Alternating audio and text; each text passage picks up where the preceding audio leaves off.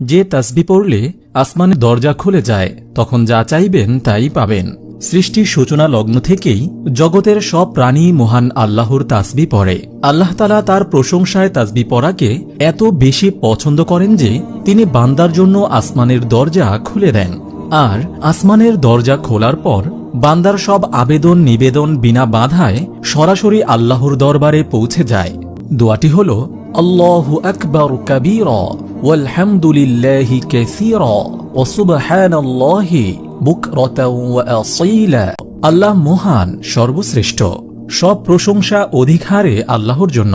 আল্লাহর গুণ বর্ণনা সকাল সন্ধ্যায়। এ তাসবিহ পড়ার ফলে মহান আল্লাহ তাআলা বান্দার জন্য আসমানের দরজা খুলে দেন এবং বান্দার সকল দোয়া কবুল করেন, মনের সব আশা পূরণ করেন। সে কারণেই মুমিন বান্দার উচিত সকাল সন্ধ্যায় এ তাসবিহ বেশি বেশি পড়া, আল্লাহর কাছে দুনিয়া ও পরকালের কল্যাণে বেশি বেশি প্রার্থনা করা।